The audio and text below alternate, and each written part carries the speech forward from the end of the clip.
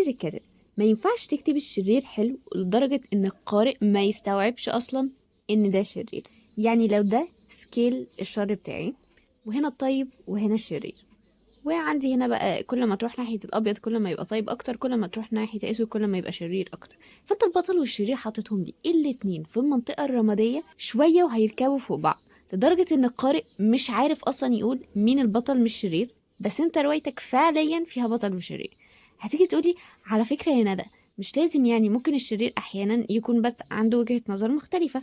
هقول لك لا عزيزي الكاتب، كده انت في مصيبة اكتر من المصيبة الاولانية، لان انت مش عارف تميز اصلا ما بين ازاي تكتب شرير وازاي تكتب انتاجونست. الانتاجونست بيكون شخص ضد البطل بس مش لازم يكون شرير، اما الشرير معناه ان هو عمل حاجة شريرة بالنسبة لقواعد العالم ده، طيته في ان احنا نقول عليه الكلمة دي. وعشان يبانوا في حاجة بسميها الآها مومنت، يعني اللحظة اللي الشرير بيعمل فيها فعل تخليك تقول عليه أصلا شرير. قبل ما نكمل وأقولك إزاي أفرق ما بينهم وإزاي توسع المسافة ما بينهم بحيث إن الموضوع ما يختلطش أبدا على القارئ، أحب أفكرك على السريع إن الروايات هتكون في معرض الكتاب، سواء كانت أثير أو لهيب التنانين. ولهيب التنانين عليها خصم 50%، وأنا بنفسي هكون موجودة. متحمسة جدا نشوفكم جميعا. المهم، لو عايز تبين الفرق فزي ما أنا دايما بقول، خلي الشرير أكثر شرا، أو زي ما بليك سنايدر بيقول heroes save cats, villains kick puppies.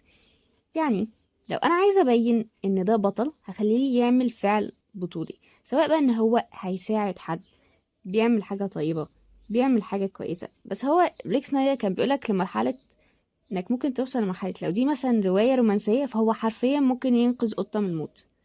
أما villains kick puppies، الأشرار يركلوا الجراء.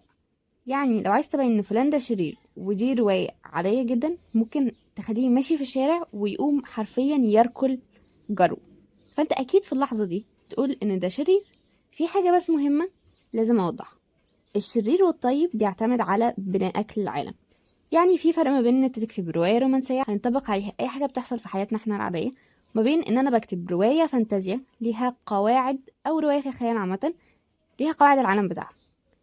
يعني لو انا الرواية بتاعتي دلوقتي حاجة فانتازيا ديستوبيين ودموية جدا، فالسرقة فيها مش حاجة غلط، فكده لو حد سرق مش هقدر اقول عليه ان هو شرير، وانما هرجع بقى لقواعد العالم ده واشوف ايه الحاجة اللي بتخلي فلان شرير وهو دي اللي يعملها، عشان يكون عندي الاها مومنت، اللحظة اللي القارئ بتاعي يقدر يقول ان فلان ده هو الشرير. حابة افكركم على السريع جدا ان الشرير ليه انواع كتير، وانا هنا بتكلم على البطل والشرير المباشر في الرواية.